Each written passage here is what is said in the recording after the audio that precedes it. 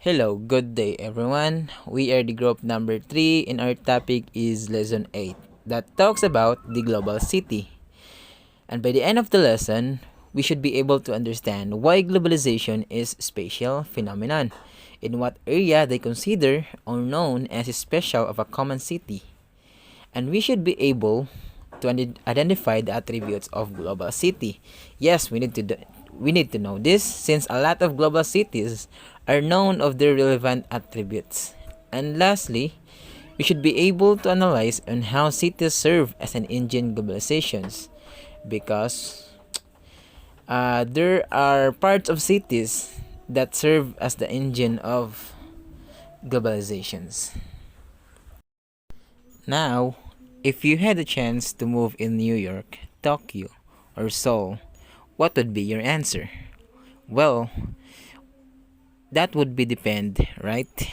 Kung gusto ba nimo kung gusto ba gid nimo moadtoan ang lugar or gusto lang ka makabalo on what are the extent on why they called as a global city.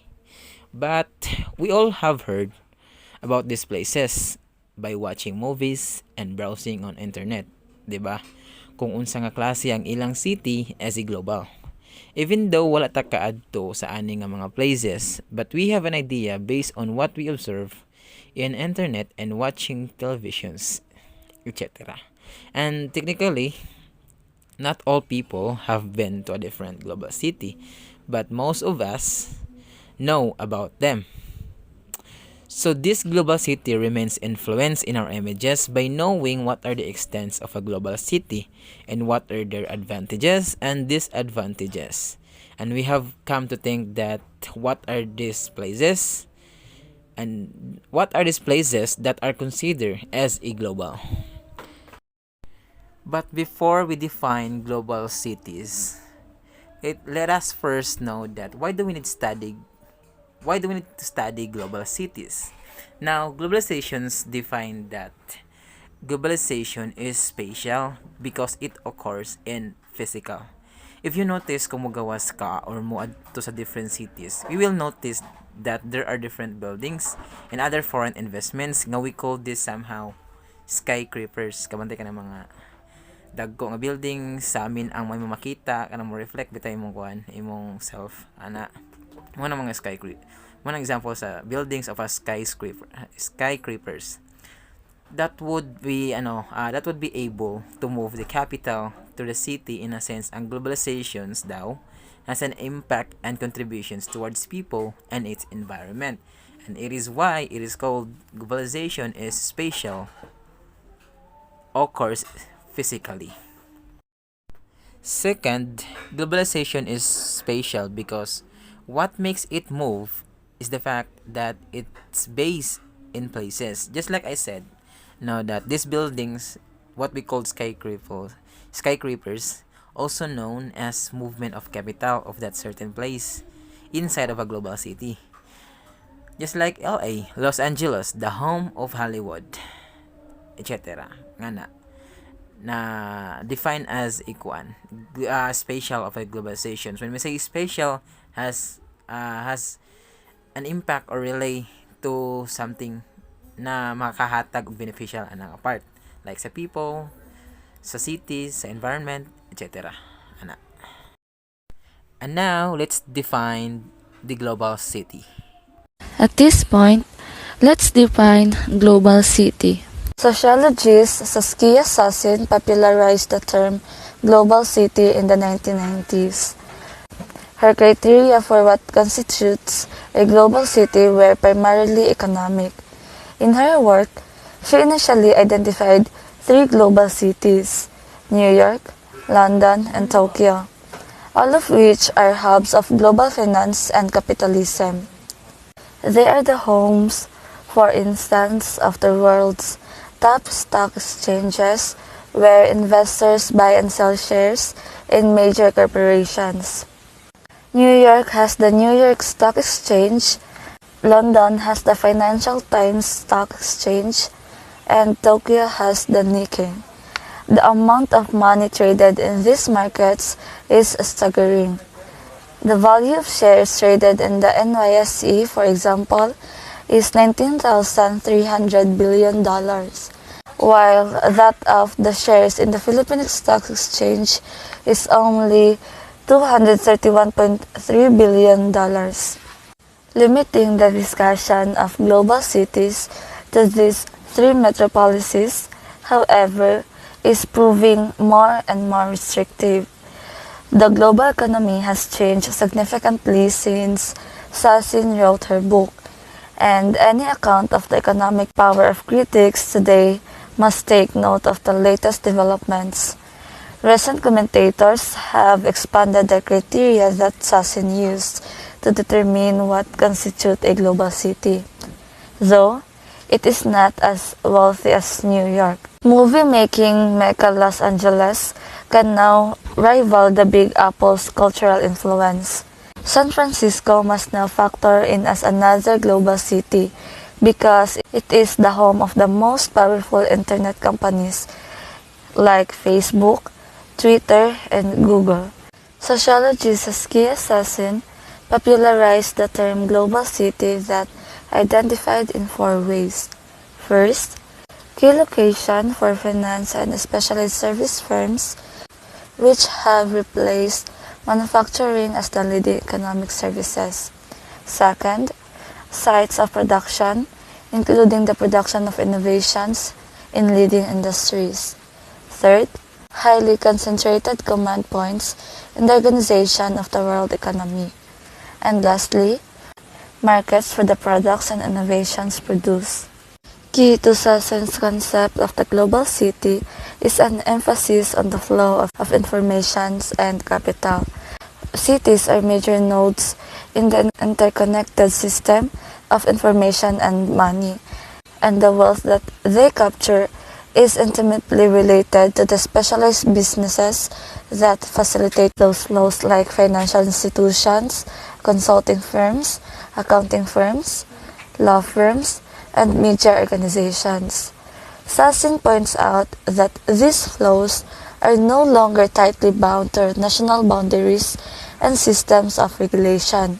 So, the dynamics of the global cities are dramatically different than those of the great cities in the 19th century. Sassin emphasizes the importance of creating new conceptual resources for making sense of urban systems and their global networks. These features of the global city economic system imply a widening set of the inequalities between elite professionals and specialists and the larger urban population of service and industrial workers. Sassin believes that communications and internet technologies have the effect of accelerating these widening inequalities. The new communication technologies can also be expected to have an impact on inequality between cities and inside cities. Global cities are not disembodied, and the functioning of their global firms depends on a network of activities. Defining a global city can thus be difficult. One way of solving this dilemma is to go beyond the simple dichotomy of global and non-global. Instead of asking whether or not one city is a global city, it is better to ask that in what ways are cities global and to what extent are they global. Investing in growing cities has several benefits. They provide a huge, labor, a broad client base in new housing and infrastructure developments to support expansion. Here are the examples of fastidious growing cities between 2015 and 2022 according to the UN. Here's their profile. Number 1. Delhi, India. According to New Delhi in northern India and has 30 million inhabitants by 2023, the population will reach 36.1 million according to Population Review. Air population continued to plug Delhi, but the city remains popular with the visitors and investors due to its service and real estate sectors. Number 2. Shanghai. Population has 24.9 million in 2022, making it China's one globally renowned for its art and architectures, designated World Heritage Site, and has become a major destination for global tourism. Also, largest city, Shanghai Ports, is the world busiest for containing traffics in city's significance to global commerce. One change estimated that population will reach 35 million by 2035 according to the World Population Review. 3. Dhaka, Bangladesh, the 8th most populous nation in the world. Population Review reached 31.2 million by 2025. Dhaka, like the rest of Bangladesh, is a textile, pharmaceutical, and ceramic center. 4. Beijing. Highly developed financial service, cultural and education industries, and its modern service industry, which includes financial, technology, information service, and advanced service of their place. In addition, Beijing has the fourth largest city of the country. In decades become it is the second largest rapidly industrial development in the municipality, attract 2,000 more workers. 5. Guangzhou. Such advanced infrastructure, including the third busiest airport, term of passenger throughput, the fourth largest port in terms of cargo, and well-connected railway network in the Chinese mainland. Guangzhou has a maritime heritage stretching back over 2,000 years, and its vast ports is China's main transport and trading hub. It has also one of the starting point of the Old Silk Road, a trading route that stretched across Asia. The region around Guangzhou is known for its massive influx of migrants, with up to 30 million additional migrants leaving the area for at least 6 months out every year. This vast influx of people from other areas, called the floating population, is due to the city's fast-growing economy and high labor demands. 6. Bangalore, also called Bangalore, is the capital of India's southern Karnataka state, the center of Indian high-tech industry. The city is also called for its park and nightlife. By Kubon Park Vidhana Sudha is a new Dravidian legislative building. Former royal residences include 19th century Bangalore Palace, modeled after England Windsor Castle, and Tipu Sultan Summer Palace in 18th century Teak culture. Indicators for globality. Economic power. Economic power is an important determinant of global city because it draws not only businesses but also people from the other countries. As a result, economic power can be reviewed as a fuel that propels global activity through a city. It determines which cities are global. Before I begin, let me state that the global cities determined and mentioned in this paragraph are New York and Tokyo. New York City is considered a global city or the capital of the United States because it has a powerful organization that are linked to the other parts of the world, and it is home to many major corporations and multinational corporations. Global cities with good infrastructure and advanced transportation systems such as Tokyo have earned the title of global city. Tokyo represents the world as an economic city, ranking first in the world in terms of gross domestic product or GDP at $1,600 billion, while New York ranked second with $1,400 billion. So what are the multiple attributes of global city?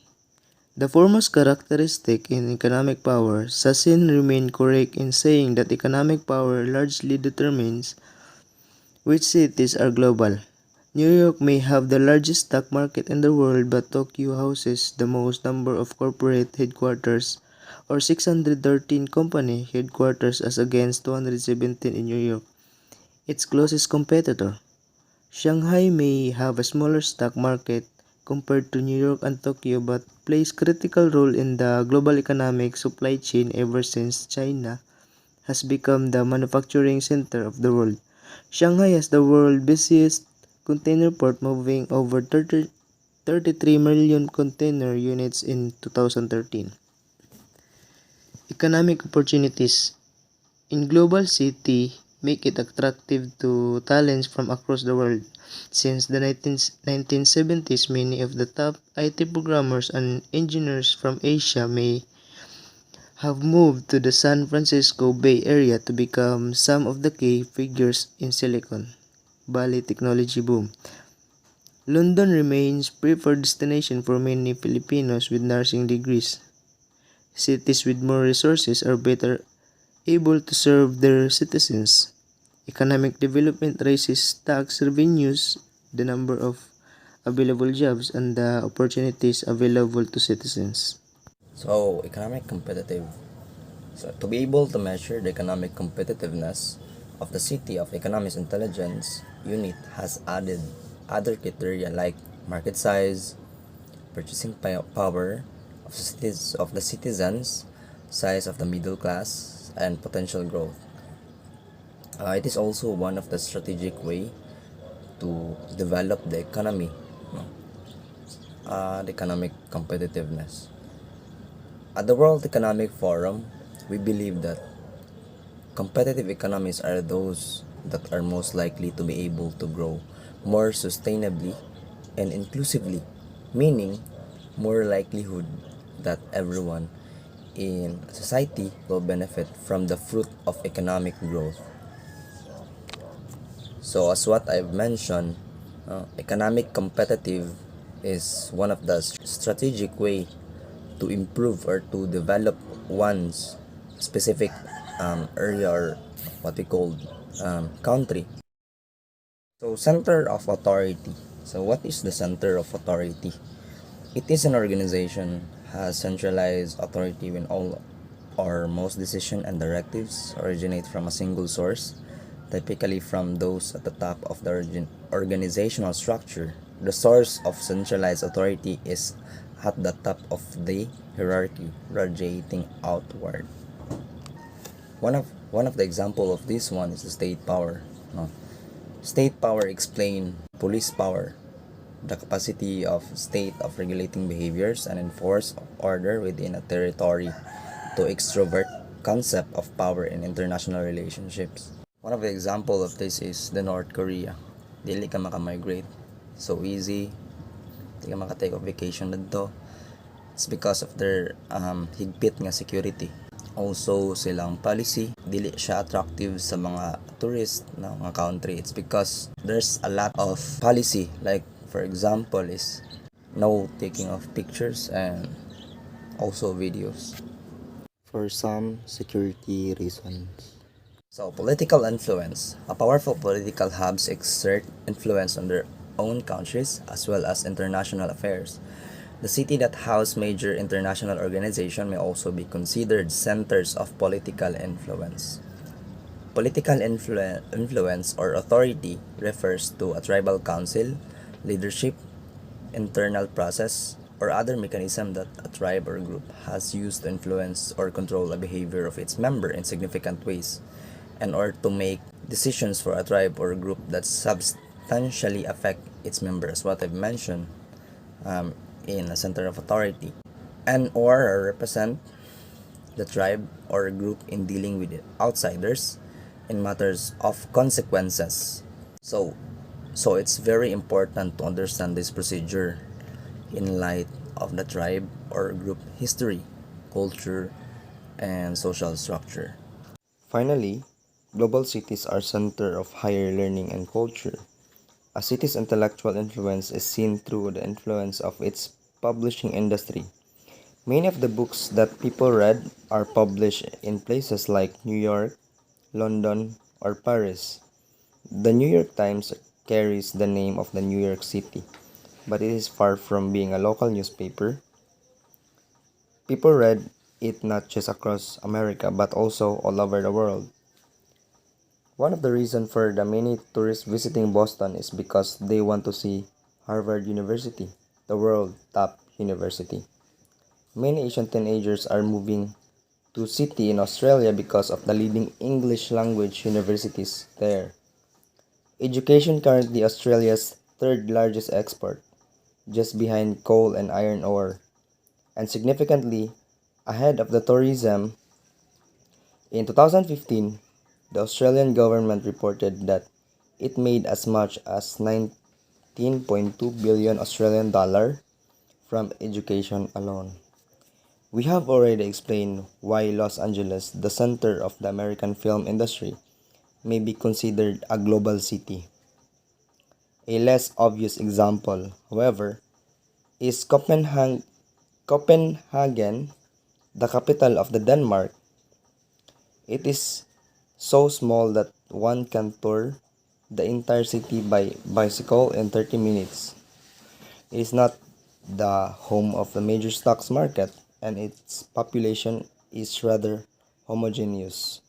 However, Copenhagen is now considered one of the culinary capital of the world, with its top restaurant incommensurate with its size. Challenges of global cities. First, site of the great inequality and poverty.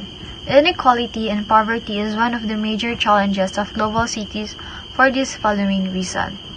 Inequality carries high economic and social moral costs.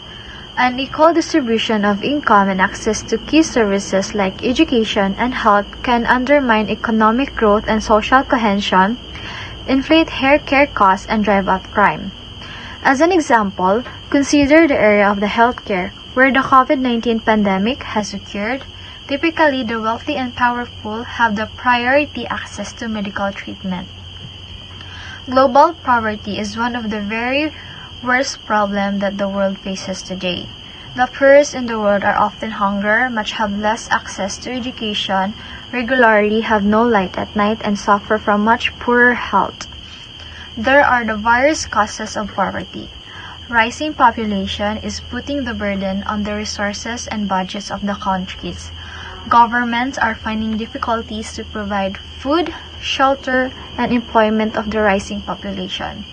The other causes are lack of education, war, natural disaster, lack of employment. For instance, lack of employment opportunities make a person jobless and he is not able to earn enough to fulfill the basic necessity for his family and becomes poor. These challenges arise as a result of social inequalities such as discrimination based on the gender of ethnicity, poor governance, war, and domestic violence. Second is environment degradation. Global environmental challenges are affecting cities. The conditions under which cities have developed and currently function are changing. Global changes, for example, climate change, biodiversity loss, and pollution have direct impact at the city level. There is an urgent need to consider the implication of this transformation in urban context. Global environmental challenges also affect the value of essential cities, infrastructure, and the quality of life of urban residents.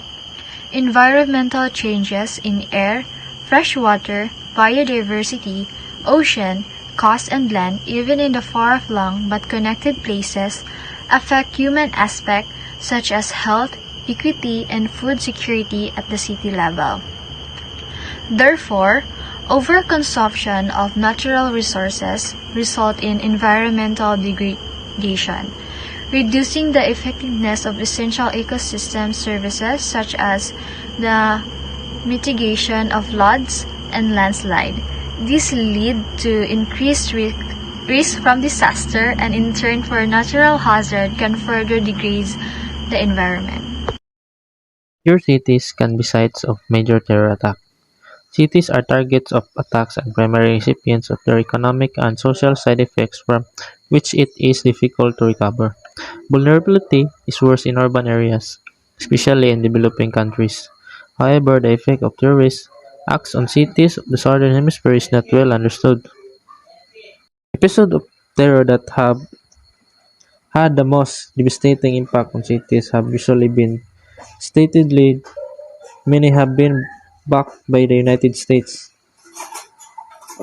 Urban acts of terror destroy that development has built in relation to both the physical and social fabric, and divert resources away from investment, causing cities to regress. Terrorist groups have the intent and capability to carry out attacks anywhere in the country, including in the capital, for example, Manila, and in places visited by foreigners such as shopping malls, entertaining establishments, public transport. Then, okay, then napod sa to ano kanang diri sa Philippines na nagyapon na sa tuwa ng terrorist attack among politics. An example is terrorist activities continues to pose a threat from groups such as the Abu Sayyaf group, no, the ESG, Bangsamoro Islamic Freedom Fighters, BIFF, Jimaya Islamiyah, GI, New People's Army or NPA, mao ni sagara diri sa tuwa, NPA.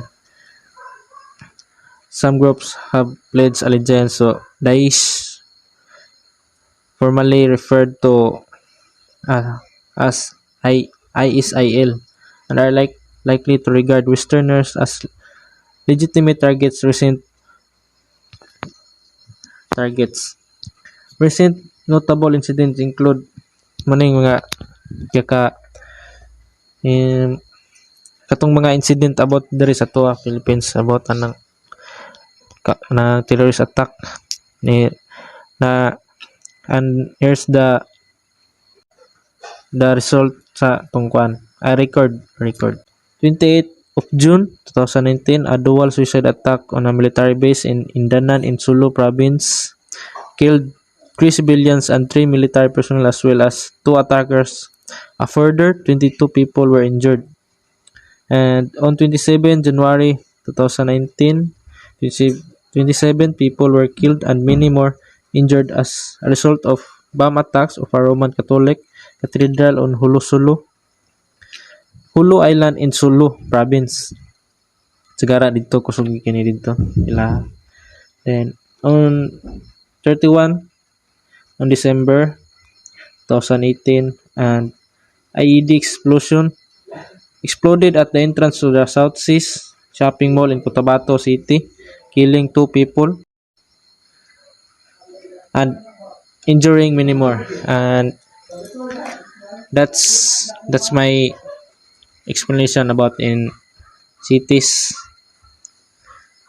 Major cities can be sites of major terror attack. The global city and the poor. We have consistently noted that economic globalization has paved the way for massive inequality. This is very pronounced in cities.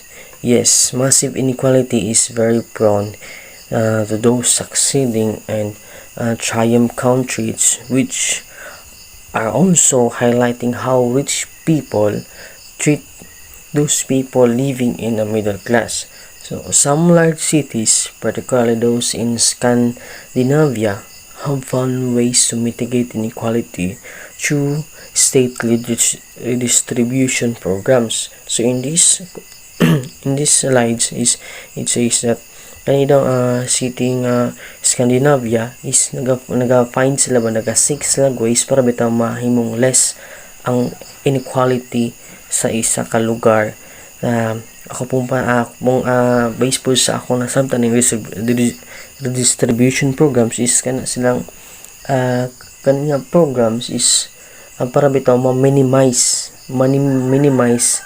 o maka-help sila sa needs sa mga pobre nga tao. So yet many cities particularly those in the developing countries, are site of contradictions. So, isang pag-ing ato is nagyapoy mga cities nga naga-oppose bitaw kay isa ka country or sa isa ka global cities na gina winner o loser. So like in the place of Mumbai, Jakarta and Manila, it is common to find gleaming buildings alongside massive shanty towns. So taliwala sa mga dagko ang building, mga tsadang building, but naapo dito ang mga shanty towns. Shanty towns, which means is kung sa Manila pa na ginatawag na siya og kanang mga squatter area, kanang mga gagmay kang mga balay, na mga sa mga daplin.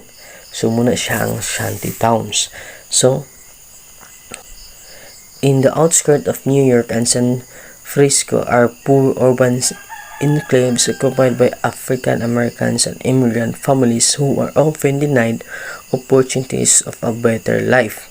So akong mahatag nga example sa gentrification is kanang without physical space mga physical space kaya once gani ang isa ka city ma-attract siya sa more capital, and labi na sa mga wealthy person is ang real estate din anak dayon is mo mutaas ang price dayon ang katuday ng nakapuyo bitaw sa isa ka lugar. Labi na itong mga shanty towns, ang mga tao nakapuyo sa shanty towns is mo bitaw sa maipit.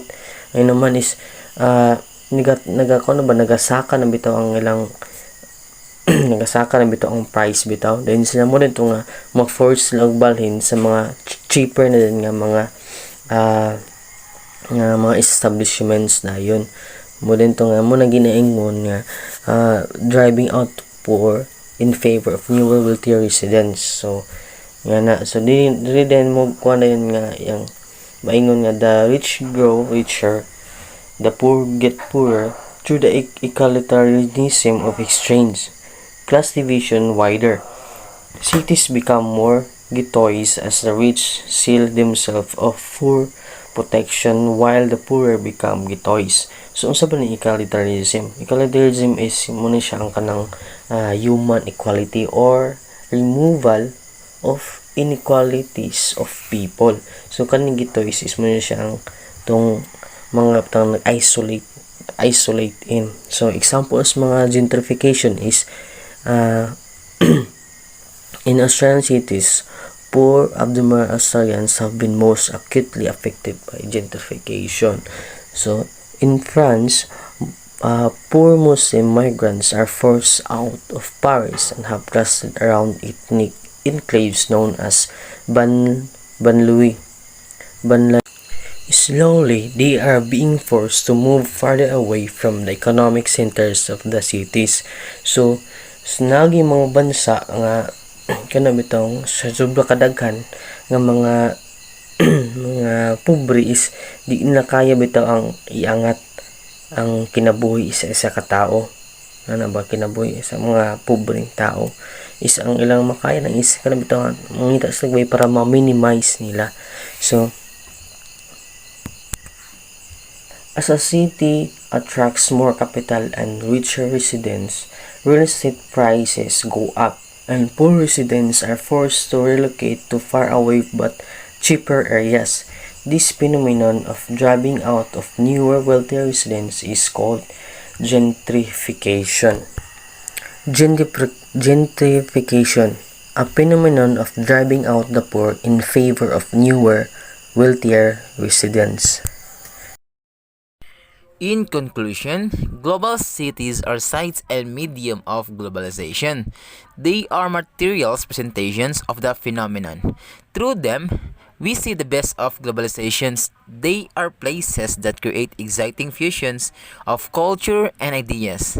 They are also places that generate tremendous wealth. However, remain site of great inequality where global servants serve global entrepreneurs. In leaving these quotations, You should never stop learning because life never stops teaching. And so thank you, and may God bless us all.